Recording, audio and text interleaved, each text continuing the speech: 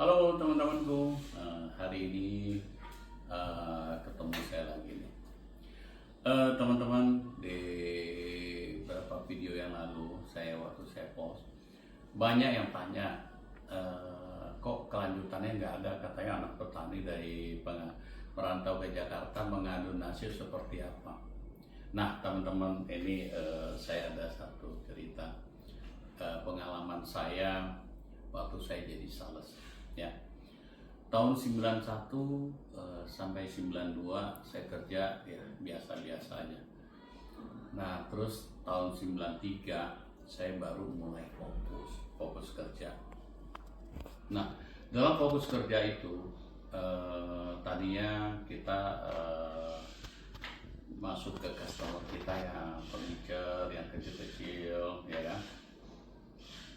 Ini penjualannya ya biasa aja lah ya, karena kita customer kita biasa-biasa. Terus saya berubah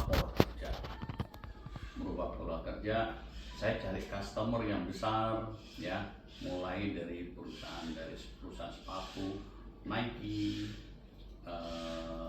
Adidas, Reebok ya. Itu perusahaan yang punya karyawan bisa sampai 20.000, 30.000 karyawan. Nah di samping itu saya juga masuk pabrik furniture ya, pabrik furniture, ada pabrik alat-alat kesehatan ya. Jadi cukup besar lah ya pabriknya ya, tentunya hasilnya juga lumayan ya.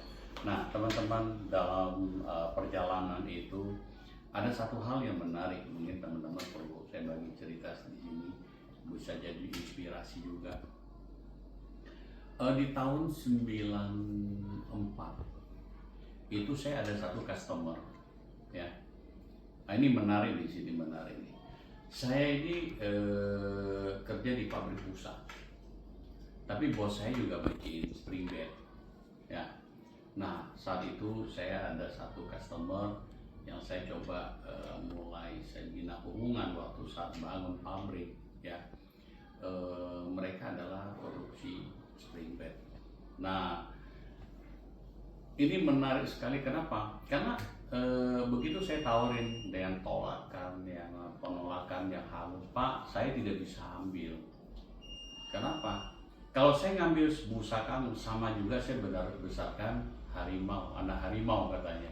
Kenapa? Karena ini satu perusahaannya sama, ya dong.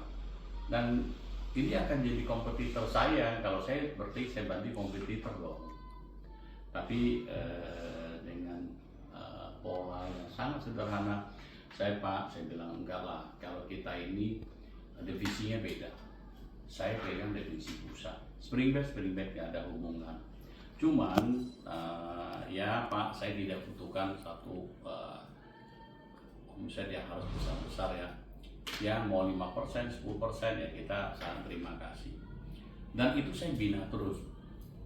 Pas setelah itu 1-2 tahun pabriknya sudah jadi ya. Dan mereka sudah distribusi ke Jabodetabek, tuh di luar kota juga mereka juga cari agent. Saya cari bosnya, ketemu ownernya, saya cerita, Pak, Bapak mau kalau saya kenalkan agen spring bed ya di Bandung.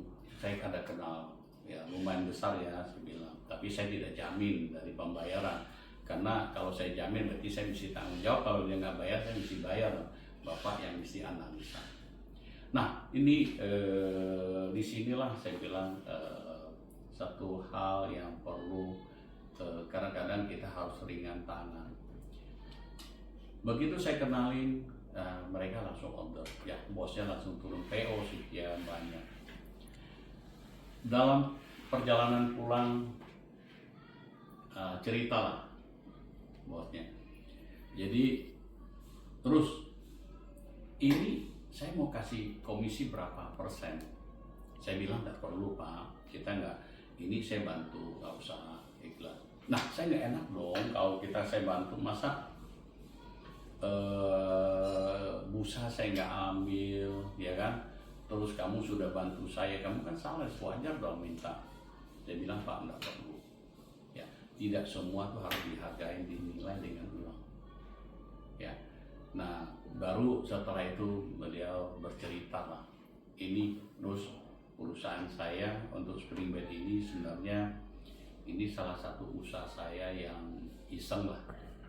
Saya punya saya main kontraktor, ada perusahaan furniture yang lain yang punya karyawan berapa ribu, ya. Terus ada buka toko sangat besar, ya. Nah, ini jadi satu hal yang mungkin kalau saya waktu itu saya bilang, Pak, saya udah sekian persen, saya rasa tidak ada cerita yang berikutnya yang seperti tadi diceritakan oleh Bos Adi.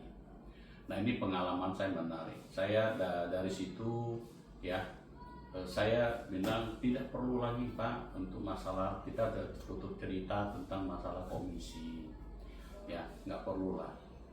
Nah, berapa tahun ke depan justru dari bos yang tadi saya bawa dia ke Bandung, ya, mencari satu agent, ini ada hal yang sangat menarik, ya. Nah, ini saya harus ceritakan di episode berikutnya, teman-teman. Tapi kalau sekarang saya cerita mungkin waktunya sangat panjang, ya. Oke, teman-teman, sampai di sini. Terima kasih.